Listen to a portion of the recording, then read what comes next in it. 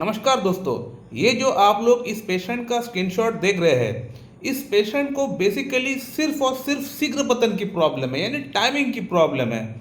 और पिछले 10-12 साल से इस पेशेंट का अंदर सिर्फ यही एक प्रॉब्लम है कि टाइमिंग जो है वो ठीक नहीं हो पाता है।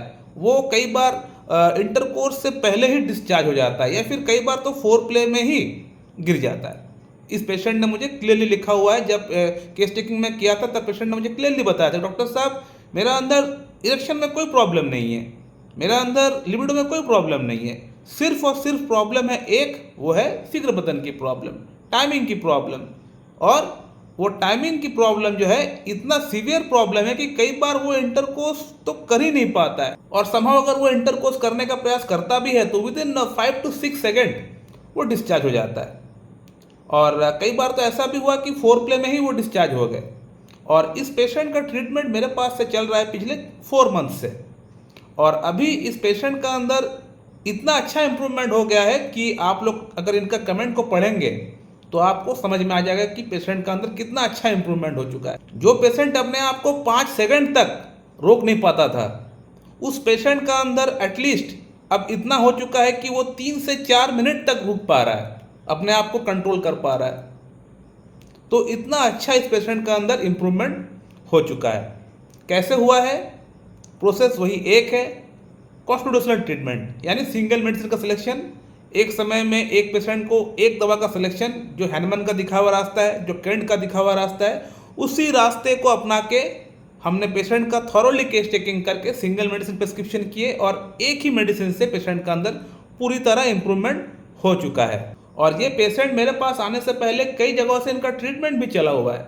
कई सारे एलोपैथिक डॉक्टर ने इनको देखा है, कई सारे होम्योपैथ्स के पास इनका ट्रीटमेंट चला हुआ है, लेकिन किसी ने भी इनका प्रॉब्लम को सॉल्व नहीं कर पाए।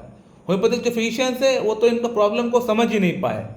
एलोपैथिक फिजिशियन इनका प्रॉब्लम को समझ तो पाए हैं, लेकिन उनके हाथ में कुछ नहीं है। वो उनके हाथ में अगर औजार ही नहीं है, अगर वेपन्स ही नहीं है, तो फाइट किससे करेगा? उनके हाथ में कोई वेपन्स नहीं है इस प्रॉब्लम को ठीक करने के लिए, तो वो लोग कुछ नहीं कर पाएंगे। होम्योपैथ के पास इस चीज़ के लिए वेपन था, उन लोगों के पास वेपन्स है इस चीज़ को ठीक करने के लिए, लेकिन उनको समझ ही नहीं आया कि कौन सा वेपन चलाना है, उनको पता ही नहीं है। तो इसीलिए वो लोग ठीक नहीं कर पाए, और प्रॉब्लम को वो लोग डायग्नोस भी ठीक से नहीं कर पाए। बेसिकली इस पेशेंट का अंदर जो प्रॉब्लम है वो है सेंसिटिव ग्लांस के कारण से इनका अंदर शीघ्र पतन की प्रॉब्लम है।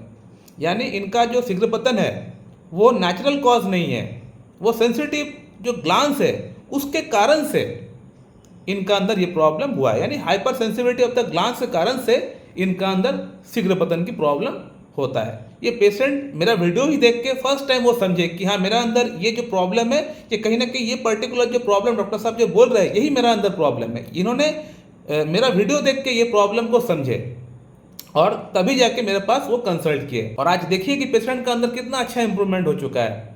जो पेशेंट 5 से 6 सेकंड तक टिक नहीं पा रहा था, और आज वो पेशेंट 3 से 4 मिनट तक वो टिक पा रहा है। कितना अच्छा इंप्रूवमेंट हो चुका है।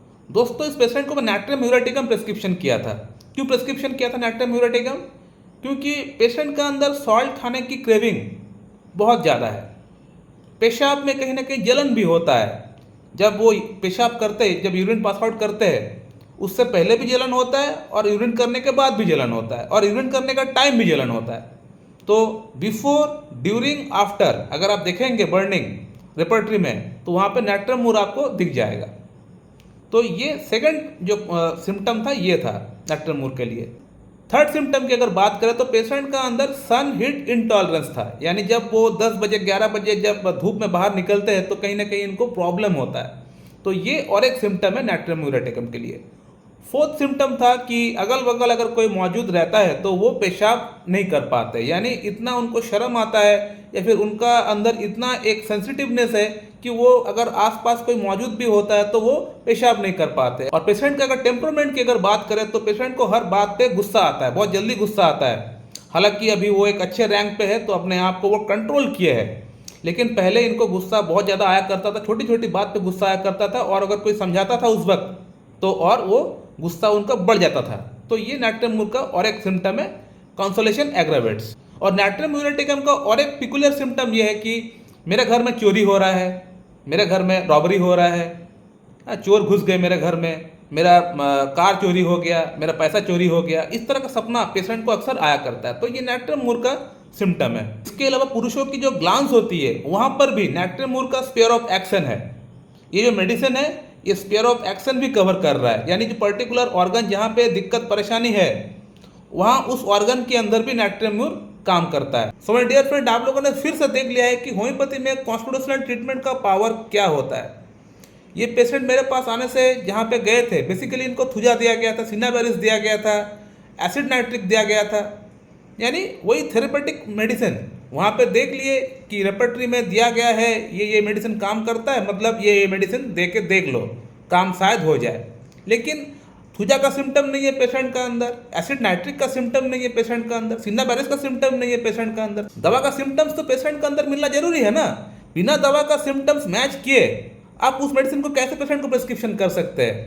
उस मेडिसिन का लक्षण ही नहीं है पेशेंट का अंदर और आप दिए जा रहे हैं वो मेडिसिन, तो आप कितना भी क्यों ना पेशेंट को वो मेडिसिन खिला दे, 1% का ही पेशेंट का अंदर फायदा नहीं होगा, उल्टा पेशेंट का अंदर साइड इफेक्ट हो सकता है इस तरह मेडिसिन देने से। पेशेंट का अंदर पूरा हुबहू सिम्टम्स है नेक्टर मूर का और आप प्रिस्क्रिप्शन कर रहे हो सिनाबेरिस, प्रिस्क्रिप्शन कर रहे हो थुजा, प्रिस्क्रिप्शन कर रहे हो एसिड नाइट्रिक। जस्ट किताब में पढ़ लिया, वहाँ पे लिखा हुआ है सेंसिटिविटी ऑफ द ग्लांस के लिए ये मेडिसिन कहीं ना कहीं काम करता है, तो आप दे दिए।